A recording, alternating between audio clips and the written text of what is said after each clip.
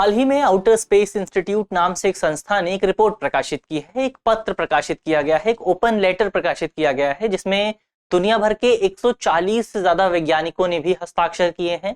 और इस पत्र में इन वैज्ञानिकों ने दुनिया भर के देशों और मल्टीलेटरल कंपनी से यह आग्रह किया है कि दुनिया भर में रॉकेट्स को लेकर जो भी अनकंट्रोल्ड एंट्री होती है, पृथ्वी के वायुमंडल में जो भी अनकंट्रोल्ड री एंट्री कराई जाती है, उसको लेकर नियम बनाए जाएं, उसको लेकर नियमों का सख्ती से पालन किया जाए, क्योंकि अनकंट्रोल्ड री एंट्री की वजह से दुनिया भर में जो मृत्यु हो सकती है उसकी संभावना आगे चलकर और ज्यादा बढ़ सकती है। आज इस वीडियो में हम इसी विषय से संबंधित अनियंत्रित री एंट्री से संबंधित तमाम पहलुओं को समझने की कोशिश करेंगे।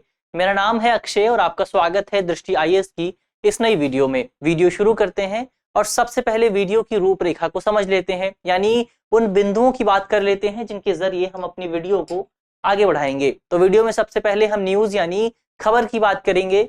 इसके बाद हम रॉकेट लॉन्च किस तरह से किया जाता है, एक रॉकेट के लॉन्च की प्रोसेस को समझेंगे और इस पूरे प्रोसेस में अनियंत्रित प्रवेश का क्या मतलब है, इस पूरे प्रवेश को लेकर वैज्ञानिकों के बीच क्या चिंताएं मौजूद हैं, और अंत में आगे की राह पर बात करेंगे। एक प्रश्न पर भी चर्चा करेंगे, प्रश्न मेंस का होगा और आप 250 शब्दों में इसे लिख सकते हैं। आज की हमारी जो वीडियो है वो सामान्य अध्ययन प्रश्न पत्र 3 से संबंधित है और आप इसे विज्ञान एवं प्रौद्योगिकी जैसे खंडों से जोड़कर देख सकते हैं। चलिए वीडियो शुरू करते हैं। सबसे पहले हमारी खबर देख लेते हैं। आज की हमारी जो न्यूज है वो द हिंदू के एक्सप्लेनर सेक्शन से है। हमारी खबर कहती है दी अनकंट्रोल्ड री एंट्रीज ऑफ सैटेलाइट, यानी स्पष्ट तौर पर इस पूरी खबर में उपग्रहों के अनियंत्रित प्रवेश को लेकर बात की गई है और इस अनकंट्रोल्ड री एंट्री की वजह से हमें किस तरह के नुकसान का सामना करना पड़ सकता है उसको भी समझने की कोशिश की गई है। चलिए आगे बढ़ते हैं और सबसे पहले एक रॉकेट को लॉन्च कैसे किया जाता है, रॉकेट लॉन्च के क्या चरण होते हैं, उन चरणों पर बात करते हैं। तो सबसे पहले दुनिया में साल 1957 में यूएसएसआर यानी सोवियत संघ द्वारा दुनिया की पहली सैटेलाइट को लॉन्च किया गया था और साल 1957 में लॉन्च होने के बाद से अब तक दुनिया भर में तमाम देशों द्वारा तकरीबन 6000 से ज्यादा सैटेलाइट्स को ऑर्बिट में पहुंचाया जा चुका है। अब इनमें से अधिकांश जो सैटेलाइट हैं वो या तो लो अर्थ ऑर्बिट में मौजूद हैं, जो कि तकरीबन 100 से 2000 किलोमीटर के बीच होता है, या फिर ये भूस्थैतिक ऑर्बिट में मौजूद है, यानी जियो सिंक्रोनाइज्ड ऑर्बिट में, जियोस्टैटिक ऑर्बिट में मौजूद हैं, जो कि मुख्य तौर पर 35,000 किलोमीटर से के आसपास होता है। इसके अलावा कई जानकारों का यह भी कहना है कि दुनिया भर में विकास को देखते हुए, प्रगति को देखते हुए, तकनीक के क्षेत्र में जो लगातार विकास हो रहा है, उस विकास को देखते हुए ये कहा जा सकता है कि दुनिया भर में जल्द ही रॉकेट्स के मामले में और सैटेलाइट्स की संख्या और तेजी से बढ़ सकती है। अब इस पूरी घटना के दौरान, रॉकेट लॉन्च की पूरी घटना के दौरान हमें कई चरण देखने को मिलते हैं, कई स्टेप्स देखने को मिलते हैं और इन तमाम चरणों का उद्देश्य, ये जो तमाम स्टेप्स होते हैं, इन तमाम चरणों का उद्देश्य प्राथमिक तौर पर रॉकेट को और ऊंचाई पर पहुंचाना, इसके अलावा इसे और ज्यादा गति प्रदान करना होता है, इसे और ज्यादा वेग प्रदान करना होता है। और हर चरण के बाद, जो भी रॉकेट लॉन्च के जो चरण होते हैं, प्रत्येक चरण के बाद अधिकांश रॉकेट्स में ऑर्बिट से पहले ही, ऑर्बिट में पहुंचने से पहले ही सभी जो पुर्जे होते हैं, सभी जो पार्ट होते हैं, वो रॉकेट से अलग हो जाते हैं और अंत में केवल एक जो पेलोड होता है वही रॉकेट तक पहुंचता है, वही अंतिम जो ऑर्बिट तक पहुंचता है छोटे इंजन के जरिए। इसके अलावा कुछ रॉकेट्स में ऐसा भी देखने को मिलता है कि वो रॉकेट सबसे पहले अंतिम ऑर्बिट में पहुंचते हैं और अंतिम ऑर्बिट में पहुंचने के बाद रॉकेट के हिस्से उससे अलग होते हैं। लेकिन अब यहाँ सबसे विशेष बात यह है कि चाहे कोई भी परिस्थिति हो, चाहे पहले रॉकेट ऑर्बिट में पहुंचता हो या फिर बाद में ऑर्बिट में पहुंचता हो, दोनों ही परिस्थितियों में एक चीज जो सबसे कॉमन रहती है वो ये है कि दोनों ही परिस्थितियों में उस रॉकेट के जो हिस्से होते हैं, जो उससे अलग होते हैं, वो सभी हिस्से पृथ्वी के वायुमंडल में आते हैं और पृथ्वी पर गिरते हैं। अब ये पृथ्वी पर गिरने का जो तरीका है, ये तरीका या तो नियंत्रित हो सकता है या फिर अनियंत्रित हो सकता है। अब नियंत्रित होने का मतलब है कि वैज्ञानिक उसको ट्रेस करते हैं, उसको नेविगेट किया जाता है कि वो गिर कहाँ पर रहा है। यदि वो जो रॉकेट है, रॉकेट के जो हिस्से हैं वो किसी पॉपुलेशन वाली जगह पर गिर रहा है तो उसके कोर्स को चेंज करने की कोशिश की जाती है। लेकिन अनियंत्रित जो री एंट्री होती है उसमें ऐसा कुछ भी नहीं किया जाता और इसी को लेकर वैज्ञानिकों के बीच चिंता मौजूद है। अब अनियंत्रित री एंट्री क्या होती है, पहले उस पर बात कर लेते हैं। तो हमने पहले भी समझा इसको कि अनियंत्रित अनकंट्रोलेबल री एंट्री का मतलब है कि जब कोई रॉकेट बिना नियंत्रण के बिना कंट्रोल के रॉकेट के जो पार्ट्स होते हैं, जो टुकड़े होते हैं, वो जमीन पर गिरते हैं, वो पृथ्वी की सतह पर गिरते हैं। इसे ही अनियंत्रित री एंट्री कहा जाता है, अनियंत्रित प्रवेश कहा जाता है। अब यहाँ सवाल उठता है कि ये तय कैसे होता है कि रॉकेट का जो हिस्सा है वो पृथ्वी के कौन सी जगह पर गिरेगा। तो ये बहुत सारे कारकों के आधार पर तय किया जाता है। उदाहरण के लिए रॉकेट का आकार कितना है, रॉकेट कितना बड़ा है, रॉकेट के जो पार्ट्स हैं उनका आकार कितना है। इसके अलावा रॉकेट जो रॉकेट के पार्ट्स नीचे गिर रहे हैं वो किस एंगल पर गिर रहे हैं, उनका कोण क्या है। इसके अलावा वायु की धाराएं किस तरफ को है, हवा किस तरफ को चल रही है, ये भी तय करता है कि रॉकेट के टुकड़े कहां पर गिरेंगे। तो ये तमाम कारक हैं जो ये तय करते हैं कि रॉकेट के टुकड़े कहाँ गिरते हैं। इसके अलावा जब कोई रॉकेट का टुकड़ा उसके बाहरी वायुमंडल से हमारे आंतरिक वायुमंडल में प्रवेश करता है तो इस पूरी प्रक्रिया के दौरान ये टुकड़े कई हिस्सों में विभाजित हो जाते हैं, कई छोटे छोटे हिस्सों में विभाजित हो जाते हैं। और इस विभाजन के दौरान जो बहुत छोटे टुकड़े होते हैं वो पृथ्वी के वायुमंडल में ही जल जाते हैं, राख हो जाते हैं। लेकिन कुछ टुकड़े ऐसे भी होते हैं जो वायुमंडल में नहीं जलते और पृथ्वी में लगातार एंटर करते रहते हैं और धीरे धीरे वो पृथ्वी की सतह पर पहुंच जाते हैं। और इन्हीं टुकड़ों की वजह से हमें जानमाल का भारी नुकसान देखने को मिल सकता है। इस संबंध में साल 2021 में अंतर्राष्ट्रीय अंतरिक्ष सुरक्षा फाउंडेशन ने एक रिपोर्ट जारी की थी। इस रिपोर्ट में बताया गया था कि यदि रॉकेट से आने वाला कोई टुकड़ा, किसी टुकड़े का मास 300 ग्राम से ज्यादा अधिक है तो उस टुकड़े की वजह से यदि वो टुकड़ा वायुमंडल में किसी प्लेन से टकरा जाता है, हवा में किसी प्लेन से उसकी टक्कर हो जाती है, तो इसकी वजह से वो हवाई जहाज पूरी तरह से नष्ट हो सकता है और हवाई जहाज में बैठे सभी नागरिकों की, सभी पैसेंजर्स की जान जा सकती है। तो जाहिर तौर पर यह स्थिति बहुत ज्यादा गंभीर साबित हो सकती है। लेकिन अब तक की सबसे विशेष बात यह रही है कि अब तक दुनिया भर में जो भी टुकड़े गिरे हैं उनमें से अधिकांश टुकड़े केवल महासागरों में ही गिरे हैं, केवल समुद्रों में ही गिरे हैं, क्योंकि हमारी जो पृथ्वी है उसमें अधिकांश तौर पर पानी मौजूद है, महासागर मौजूद है, तो जाहिर तौर पर उन्हीं पर गिरे हैं। लेकिन ऐसा भी नहीं है कि कोई जमीन पर नहीं गिरा है, कई टुकड़े ऐसे भी हैं जो जमीन पर भी गिरे हुए हैं और इन्हीं टुकड़ों को लेकर वैज्ञानिकों के बीच अब चिंताएं मौजूद हैं। क्या चिंताएं हैं, उन चिंताओं पर बात करें तो आउटर स्पेस इंस्टीट्यूट, जिसकी हमने पहले ही बात की, जिसने पत्र प्रकाशित किया है, इस इंस्टीट्यूट ने जो पत्र प्रकाशित किया है उसमें मुख्य तौर पर चीन और रूस का उदाहरण दिया गया है। इन दोनों देशों ने जो रॉकेट लॉन्च किए थे उन लॉन्च के टुकड़े किस तरह पर जमीन पर गिरे और उनसे क्या नुकसान हुआ, उनके उदाहरण पेश करने की कोशिश की गई है। उदाहरण के लिए साल 2018 में रूस के एक रॉकेट का हिस्सा जो था वो पृथ्वी पर गिरा था और इसकी वजह से कुछ नुकसान भी हुआ था। इसके अलावा साल 2020 और साल 2022 में चीन का एक रॉकेट है लॉन्ग मार्च 5B रॉकेट। इस रॉकेट के कुछ हिस्से पृथ्वी में अलग अलग देशों में गिरे थे। उदाहरण के लिए इसके कुछ हिस्से इंडोनेशिया में गिरे थे, कुछ पेरू में, भारत में और आइवरी कोस्ट में भी गिरे थे। तो इन देशों में भी इस रॉकेट की वजह से काफी ज्यादा नुकसान हुआ था।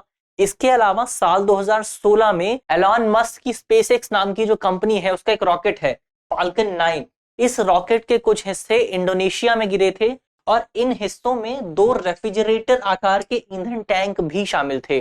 तो जाहिर तौर पर आप देख सकते हैं कि यदि इतने बड़े बड़े ईंधन टैंक, इतने बड़े बड़े जो टुकड़े हैं वो पृथ्वी पर गिरेंगे तो इनकी वजह से बहुत ज्यादा नुकसान देखने को मिल सकता है, कोई भी घटना देखने को मिल सकती है। और इसी तमाम परिस्थितियों को लेकर, इन्हीं तमाम घटनाओं को लेकर वैज्ञानिकों ने इस पत्र में अपनी चिंताएं जाहिर की हैं। इसके अलावा वैज्ञानिकों ने अपनी रिपोर्ट में यह भी कहा है, आउटर स्पेस इंस्टीट्यूट ने अपने पत्र में कहा है कि अगले 1 दशक में अनकंट्रोल्ड री एंट्री की वजह से मृत्यु का जो जोखिम है उसमें 10% तक की बढ़ोतरी देखने को मिल सकती है। मृत्यु का जोखिम 10% तक बढ़ सकता है और इसी को लेकर वैज्ञानिकों ने चिंता जाहिर की है। और यहाँ पर यह भी कहा गया है कि ये जो 10% मृत्यु का जोखिम है इसका सबसे ज्यादा नुकसान ग्लोबल साउथ के देशों को झेलना पड़ेगा, सबसे ज्यादा प्रभाव ग्लोबल साउथ के देशों पर पड़ेगा। ग्लोबल साउथ के देश वही देश हैं जो दुनिया के सबसे गरीब देशों में से जाने जाते हैं, यानी जो डेवलप्ड कंट्रीज हैं उन कंट्रीज के सदर्न एरियाज में, उन कंट्रीज के साउथ में जो कंट्रीज पड़ती हैं उन कंट्रीज को ग्लोबल साउथ कहा जाता है। इन पर सबसे ज्यादा प्रभाव क्यों पड़ेगा उसको समझने की बात करें तो जो दुनिया भर में अधिकांश रॉकेट हैं, जो अधिकांश सैटेलाइट्स हैं, उनमें से अधिकांश रॉकेट मुख्य तौर पर भूस्थैतिक कक्षाओं में है, जियोस्टैटिक ऑर्बिट में मौजूद है। और जियोस्टैटिक ऑर्बिट का मतलब होता है वो जगह जो कि इक्वेटर से सबसे पास है, इक्वेटर के ऊपर मौजूद है। तो जाहिर तौर पर इक्वेटर के ऊपर मौजूद होने का मतलब यह है कि जब उनका कोई हिस्सा पृथ्वी पर गिरेगा तो वो हिस्सा स्पष्ट तौर पर उन देशों में गिरेगा जो कि इक्वेटर के सबसे करीब पड़ते हैं, और इक्वेटर के जो देश सबसे करीब पड़ते हैं उन देशों में गरीब देश शामिल हैं, जो अल्प विकसित देश हैं, जो अविकासशील देश हैं, वो मौजूद हैं। जबकि यहाँ सबसे विशेष बात यह है कि जो अधिकांश रॉकेट लॉन्च किए जाते हैं उनमें से अधिकांश रॉकेट विकसित देशों द्वारा लॉन्च किए जाते हैं, डेवलप्ड कंट्रीज द्वारा लॉन्च किए जाते हैं। तो इस तरह से रॉकेट लॉन्च कोई और कर रहा है और उसका नुकसान किसी और देश को झेलना पड़ रहा है। इसके अलावा US orbital debris mitigation standard practices के मुताबिक जब किसी रॉकेट के पार्ट की री एंट्री होती है तो उसकी वजह से मृत्यु का जो खतरा है वो तकरीबन 0.01 के आसपास रहना चाहिए, जो कि एक स्टैंडर्ड प्रैक्टिस है। यानी अगर किसी रॉकेट का कोई हिस्सा पृथ्वी पर गिरता है तो इसकी वजह से 10,000 लोगों में से केवल एक व्यक्ति की मौत होनी चाहिए।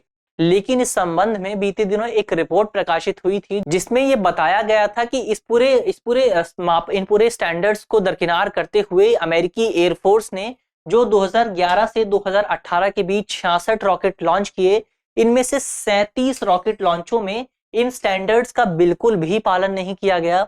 इसके अलावा अमेरिकी स्पेस एजेंसी नासा ने भी जो तकरीबन रॉकेट लॉन्च किए उनमें से 7 रॉकेट लॉन्च में इस तरह के नियमों का पालन नहीं किया गया, क्योंकि इन दोनों ही एंटिटीज का कहना था कि जो रॉकेट इन नियमों का पालन नहीं करते हैं, गैर अनुपालन के जो रॉकेट होते हैं, उन रॉकेट्स को अनुपालन वाले रॉकेट में बदलना बहुत ज्यादा महंगा होता है और इसी महंगाई को देखते हुए नियमों का पालन नहीं किया जाता।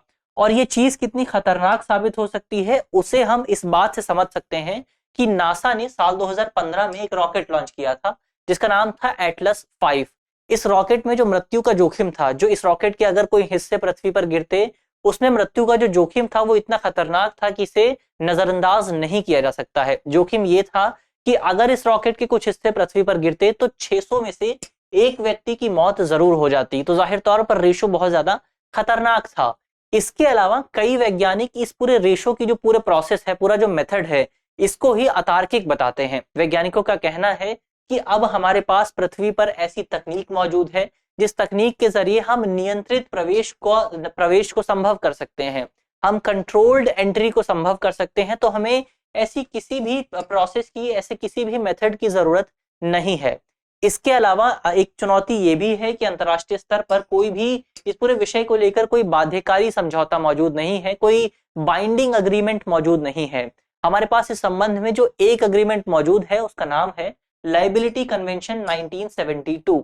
ये जो कन्वेंशन है, ये कन्वेंशन मुख्य तौर पर नुकसान के भुगतान के लिए उत्तरदायित्व निर्धारित करता है। यानी अगर किसी देश का कोई पार्ट, किसी रॉकेट का कोई पार्ट किसी व्यक्ति पर गिर जाता है तो उस व्यक्ति को जो नुकसान होगा उसका भुगतान कौन करेगा, इसका उत्तरदायित्व निर्धारित किया गया है। लेकिन सबसे विशेष बात यह है कि इस पूरे अग्रीमेंट में नुकसान को रोकने के लिए कोई भी बाइंडिंग बात नहीं की गई है, कोई भी बाध्यकारी नियम निर्धारित नहीं किया गया है। तो ये तो वैज्ञानिकों के बीच क्या चिंताएं मौजूद हैं उनकी बात हुई। अब अंत में आगे की राह पर बात कर लेते हैं।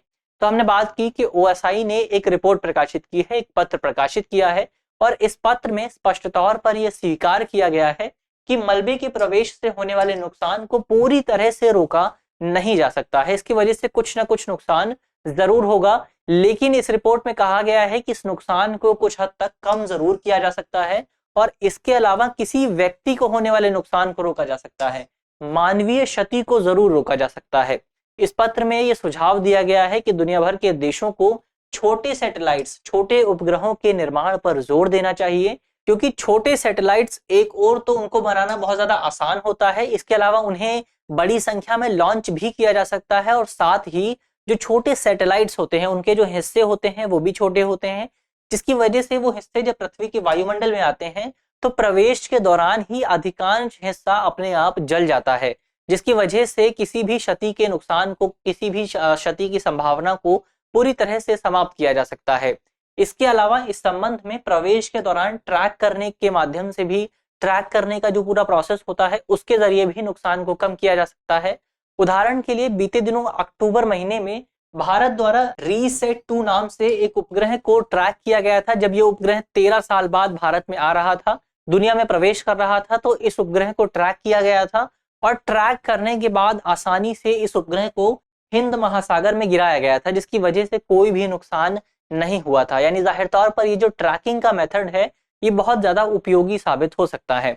तो ये तो आगे की राह की बात हुई। अब अंत में एक प्रश्न की बात कर लेते हैं। प्रश्न जो है वो मेंस का है और आप 250 शब्दों में इसे लिखने की कोशिश कर सकते हैं। आज का हमारा प्रश्न है कि उपग्रहों के पृथ्वी के वायुमंडल में अनियंत्रित प्रवेश के समक्ष क्या क्या चुनौतियां मौजूद हैं, इस संबंध में क्या क्या उपाय अपनाए जा सकते हैं, चर्चा कीजिए। यानी आपको बताना है कि अनकंट्रोल्ड री एंट्री के सामने क्या क्या चुनौतियां हैं और इस संबंध में किस तरह के उपाय अपनाए जा सकते हैं। इसके अलावा आप कमेंट बॉक्स में बता सकते हैं कि दुनिया में पहला रॉकेट किसने लॉन्च किया था और कब लॉन्च किया था। मुझे उम्मीद है कि इस वीडियो में जिन बिंदुओं पर चर्चा की गई है वो आपको समझ में आएंगे और यदि आपके प्रश्न पत्र में इससे संबंधित कोई भी सवाल आता है तो आप उसे आसानी से हल कर सकेंगे। इस तरह की अन्य वीडियो देखने के लिए आप हमारे चैनल को भी सब्सक्राइब कर सकते हैं। धन्यवाद।